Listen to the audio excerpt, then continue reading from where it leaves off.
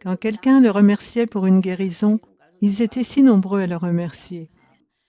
Il répétait sans cesse, « Ce n'est pas moi que vous devez remercier, je n'ai rien fait, vous devez remercier Dieu. »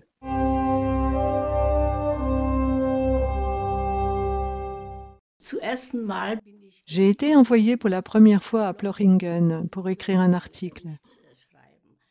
C'était aux environs de 1951. J'ai dit à Bruno Gröning que j'avais fait des études de médecine. Je n'ai pas eu d'expérience en cabinet, car j'ai travaillé comme assistante à l'université de Strasbourg. Et quand la guerre a éclaté, Strasbourg a tout simplement été évacuée. Et j'ai fait des remplacements dans le sud de la France. J'ai parlé ouvertement avec Bruno, car à l'époque, ses guérisons étaient déjà connues. J'ai dû prendre la parole car il ne voulait pas parler de lui. Pendant cette conversation, pour la première fois, il n'était pas question de façon officielle de Bruno Gröning en tant que docteur miracle, mais en tant qu'être humain. D'une certaine manière, j'ai cru qu'il était mon frère.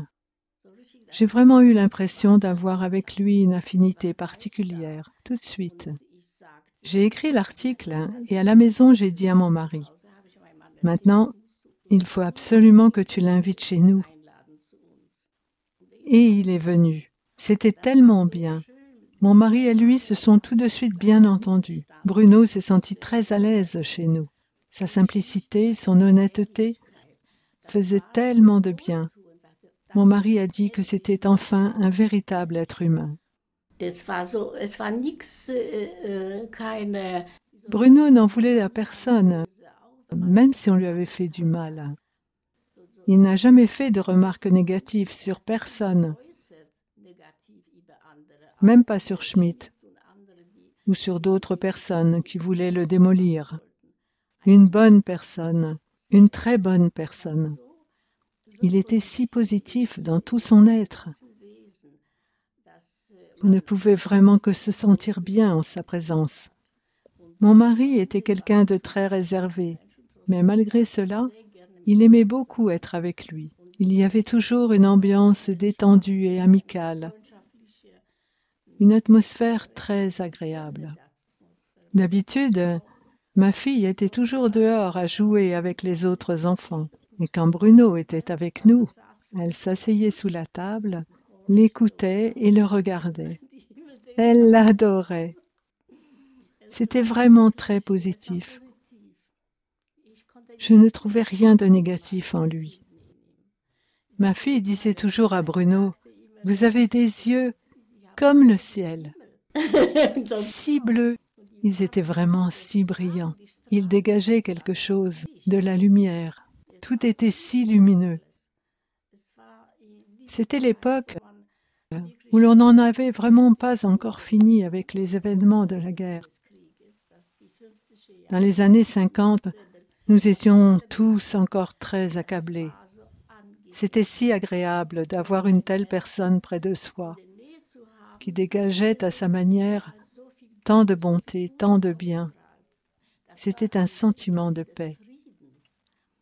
Après tant d'horribles périodes de guerre, il y avait une telle paix, une vraie paix céleste.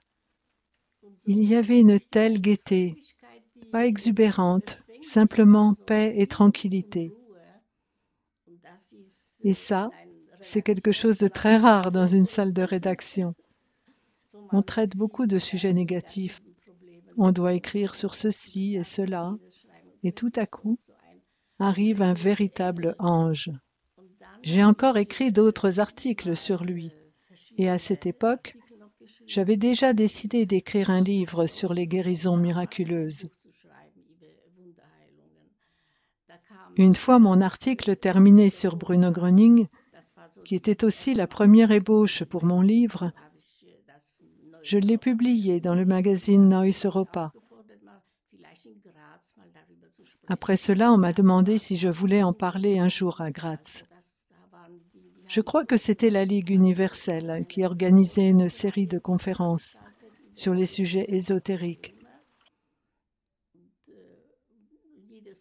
et l'orateur a choisi mon article. Au début, j'ai refusé parce que j'avais un trac terrible. C'était horrible. Mais mon mari et moi sommes quand même allés à Graz en voiture.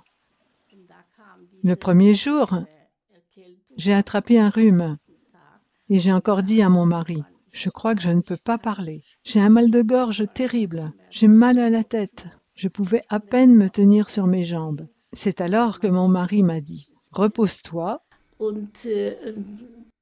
Puis nous en parlerons à Bruno Gröning.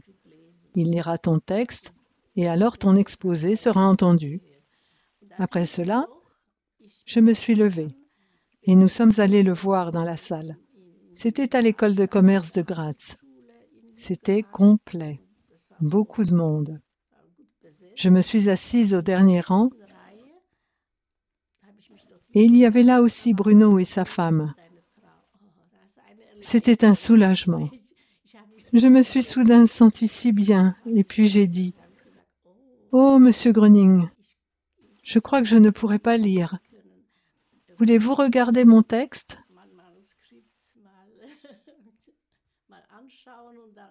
Il avait déjà mis une main au-dessus de ma tête et son autre main derrière moi, de façon à ce que je ne puisse pas la voir.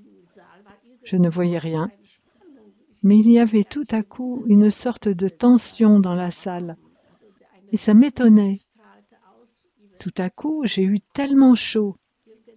Une chaleur rayonnait de ma tête, vers la région du cœur, puis dans tout mon corps. Et alors, j'ai réalisé que je n'avais plus mal à la gorge. Je me sentais très bien.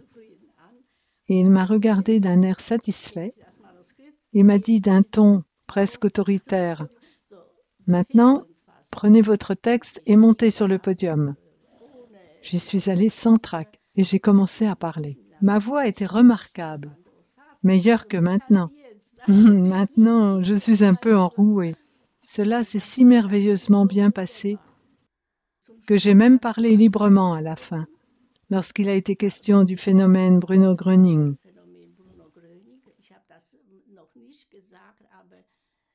J'ai dit, Bruno Gröning n'a pas une profession de docteur miracle, ni de médecin. C'est une vocation.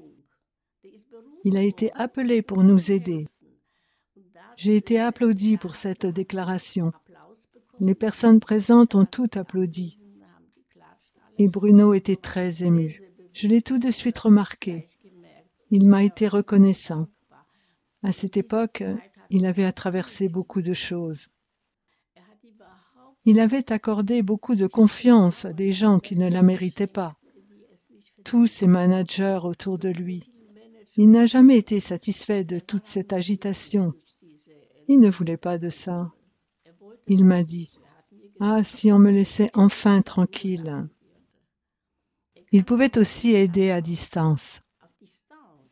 Il avait prouvé qu'il avait aidé beaucoup de gens alors qu'il n'était pas présent. Il était en lien avec Dieu. Il se sentait vraiment être un enfant de Dieu. Quand quelqu'un le remerciait pour une guérison, ils étaient si nombreux à le remercier. Il répétait sans cesse, « Ce n'est pas moi que vous devez remercier, je n'ai rien fait. Vous devez remercier Dieu. Je lui ai demandé la santé pour vous, et c'est ce qu'il a fait. » Selon son point de vue, un être humain est éternel.